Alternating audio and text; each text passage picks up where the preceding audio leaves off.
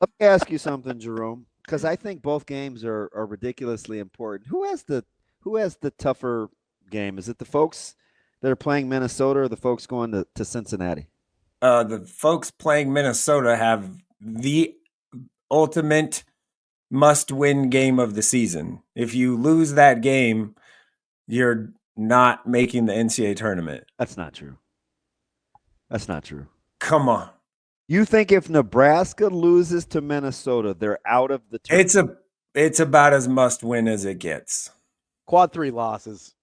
It's about as must because you're gonna not have. You'll be what? Let's just say you lose that game, and then you win. You'd absolutely have to win the next two, and at Ohio State's gonna be tough.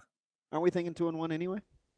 You just don't want it to. You just don't want it to. It can't be Minnesota. It can't be Minnesota. I don't think it can be Minnesota. Yeah. I think it can be 2-1. It cannot be Minnesota. Yeah. I think the only team that you can feel good about is Ohio State because it's going to go down as a quad 1 loss. Yeah. The other, because Iowa's at home is kind of on that borderline anyway. Because 75 the cutoff for who's better? Yeah, be a 2. Who's better on the road, Minnesota or Iowa? Well, Minnesota beat. The answer is Minnesota. Yeah, they went to LA and won. Boxstar like a couple weeks ago. Both games. The committee did. No, we did because that's what you guys are throwing in my face. We're throwing it in your face because we're told by the committee that's what they're looking at. What I'm saying is like that wouldn't be the most egregious thing if you're actually just looking at how teams play. But I get it. You can't lose to Minnesota, but you ain't gonna get bounced. No, I understand from the standpoint of like, listen, it's not an egregious loss because of how Minnesota plays and they're playing well right now. It's the problem with quads. I'm an anti-quad guy. It's the problem with the committee, and you're right. The quads are stupid because if you're looking at Iowa being like 72 versus 76, and all of a sudden that changes your resume, that's dumb. It's the same basketball team. Yep. I agree with you, but we also know this is what the committee does, right? So I think you can look at it and say, hey, Minnesota is unequivocal because they're not going to move into. There's no chance for them to move into a quad 2. Like if that's a bad loss, and the committee will view it as such. Disagree with that. Yeah, it's from a metric standpoint, it would look really bad. So even though, like as a basketball fan, it may not be a worse loss because you're right. They've played really well on the road. Minnesota has. They like the February 15th and 18th. They beat USC and UCLA in LA. Wait a minute. What was the month before the 15th and the 18th? February. One more time? February. All right. I just you did not say I said that? Like did I say it wrong? You're on enunciation today, Sautter. There's just 2 words that bug me. Byung-Hun Kim? What are the 2 words? Coincidentally, they have B's in them as well. What are the 2 words? Fudge and what? February and library. Yeah. Library? That's not how you say it. I know it's not. So you're not a big library guy? No. Okay. Library? Yes, library. Library? Knock it off. Okay, so with how Minnesota likes to play in Garcia and perimeter play, what do you think happens? I think Nebraska wins. I think they win.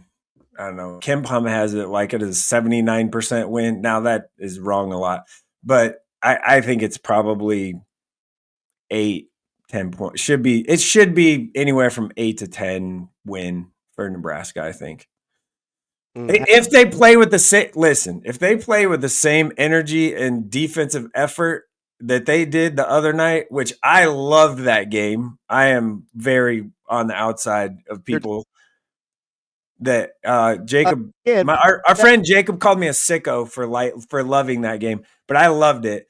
If they play like that, they'll win by 20. If they play offense like that, they're not winning by 20.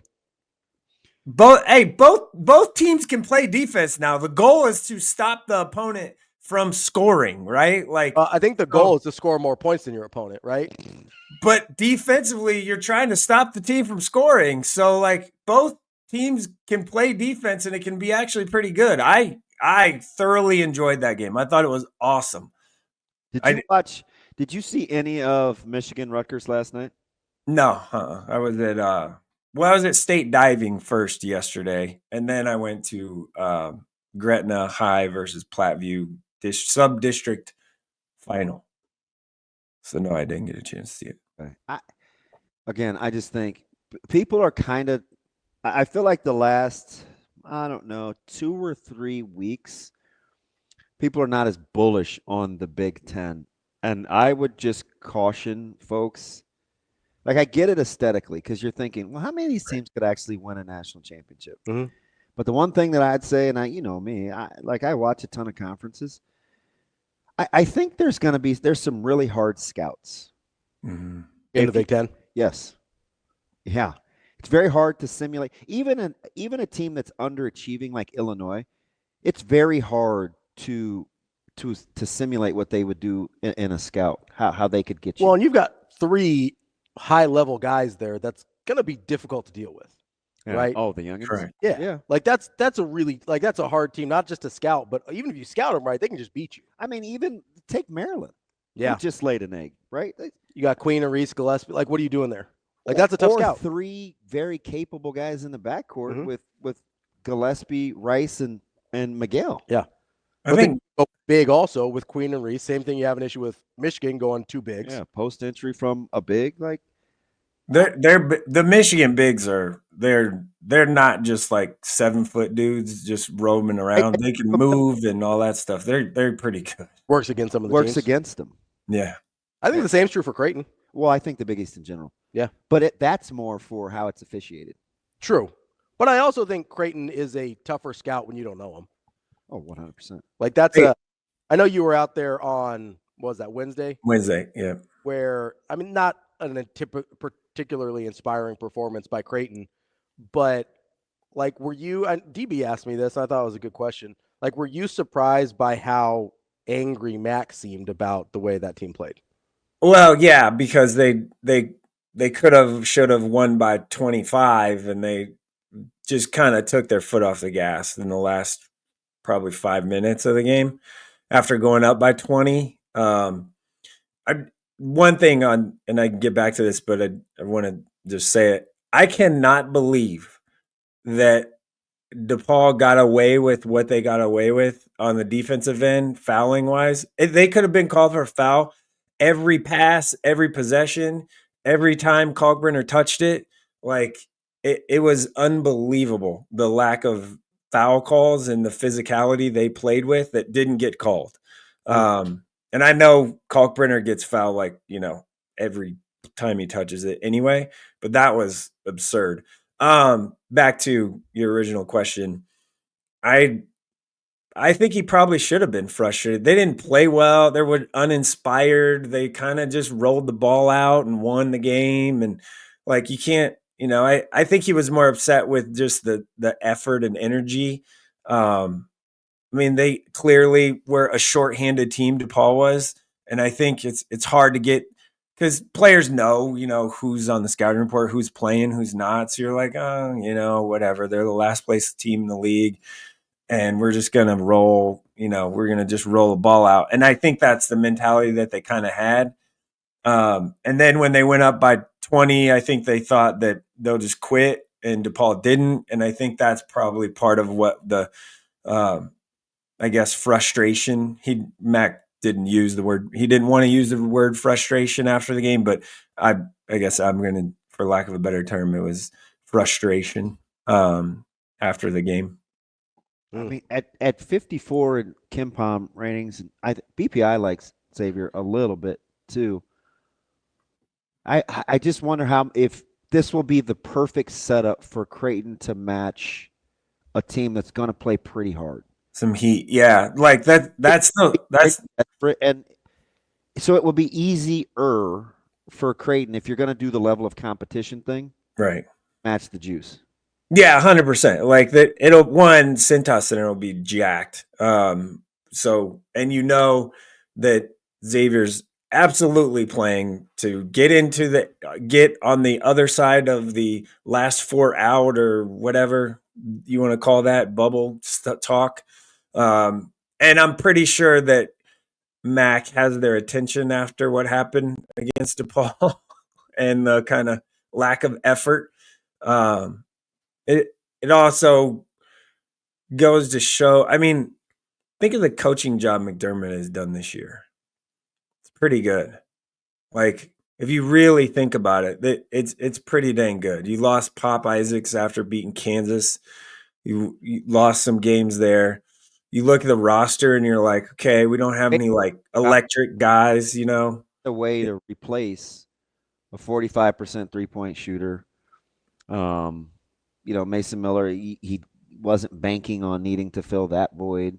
Right. Yeah, that's a guy you probably thought you could count on this year. Right. Right. Andrew has been more missed than hit lately. There's a lot. Didn't know when you were going to get Fedor eligible. Yeah. That was a big thing hanging over early. Yeah. And I know anytime you get a chance to work in a Zugic reference, Absolutely, 100%. You're going to. I would imagine for Nebraska, from an emotional standpoint, I don't know. I think I would classify the juice that they'll need as intensity rather than not desperation, because you can channel that energy over a longer period of time. I do think though that they will play with an elite level sense of urgency. Yeah. I feel that way. Bryce is so level, but after the game the other day, he was positive. Fred was decently positive, except for at the beginning of the press conference after the game where he was just a little upset that they couldn't make a shot. And then yesterday we talked to Raleigh during availability, and he seemed pretty upbeat. I think they feel good with where they're at, Nebraska right now. I think they're pretty positive with their effort, and I think they just kind of just like you kind of chalk the Penn State game up to, man, we've been on the road and we're just, didn't want to be here and we're tired. You just throw that one away. I think you kind of do the same, but in a little bit more positive way. Like, man, if we would just made 1 or 2 more shots against Michigan, we would have had a top 15 win and been, really good and a good spot. But we played hard and played defense really well. We were connected and locked in. I think that's the message, and I could feel that a little bit. I think there's some positivity there. So I think they're going to come out and play hard and play very inspired. And I think, it's a stripe out, so we'll see if that actually works. And people follow the instructions of their section and have to be what colored shirt they're wearing. But I think it's going to be a pretty jacked up crowd and excited. PBA has been really good, except for when people leave with under 4 with a 4-point game against a top 15 team. I thought that was just a Creighton deal, people leaving early. You mean it happens in Nebraska too? Happened multiple times this year. My bad. Okay, sorry. I was led to believe that was exclusively a Creighton problem.